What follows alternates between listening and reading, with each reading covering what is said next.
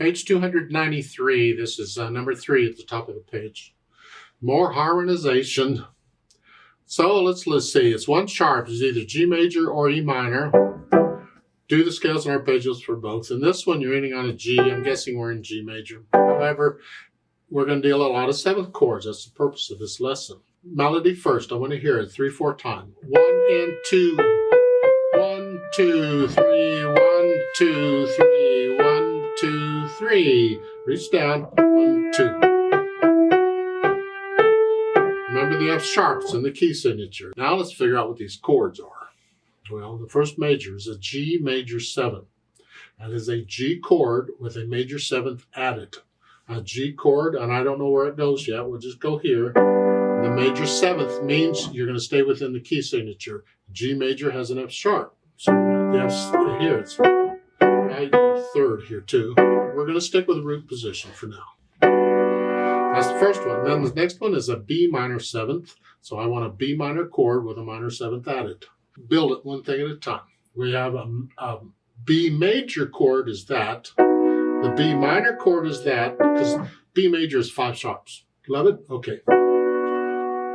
And we got to stay within the key signature of the chord that we're using. That's the whole idea. So we're here, B minor, and then I add a minor 7th. Well, major 7th and B major would be that. It's a half step below, so it's minor is that, so it's that. So that is a B minor 7th. B minor with a minor 7th. A minor 7th, that's the same thing, you just come down one. And a D7. Well, that is a D major with a minor 7th. D minor 7th is here, because D major is F sharp and C sharp. That's what those are. Okay, major 5 is a C major 7. That is a C chord with a major 7th. C chord, major 7. This is a good example of the difference, the majors 5 and 6. We have a C major 7th. That is a C chord, a major chord, with a major 7th added. The MAG applies to the 7th. And the next major is just a D7 chord. That is a D major chord again, like the major 5 was a C major. Well, this is D major. But now it's a minor 7th because it doesn't have the MAG. Well, major 7th with that. So a C major 7, C major with a major 7th. Remember the 7th is just a half step below the tonic, and that's the name of the chord. Okay. And then the D7 is a D major chord with a minor 7th. And then an E flat major 7, well, that's an E flat chord. E flat has 3 flats. And a major 7th to that is what a half step below the E is that. So that's an E flat major 7. It's a mouthful and it sounds like it. And then a G major 7 is a G chord with a major 7th added. I'm going to come down here. I don't know, it's here. G chord, major 7th. If they wanted the G chord and the minor 7th, it would just be a G7. That's all they would need. But a major 7 is a major 7. Okay. Now let's see what it sounds like with the melody. And I don't know where to play it yet. So we'll just try different things out. The experiment.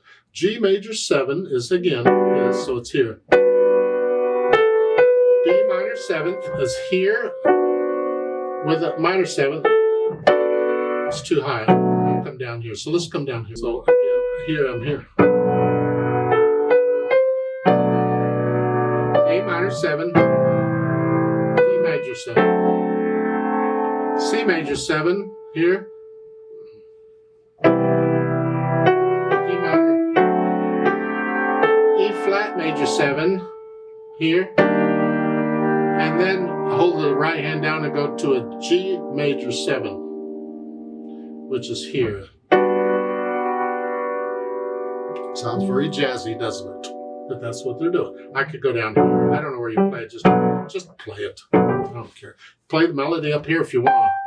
Here. Whatever. You experiment with it. And then try different patterns so you're not playing just block chords. You try whatever. It's up to you and your imagination. Believe it or not, with all these chord symbols, they're giving you all the notes.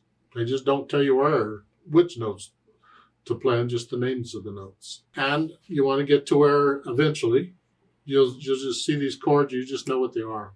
You just instantly know what the notes are in them. Eventually.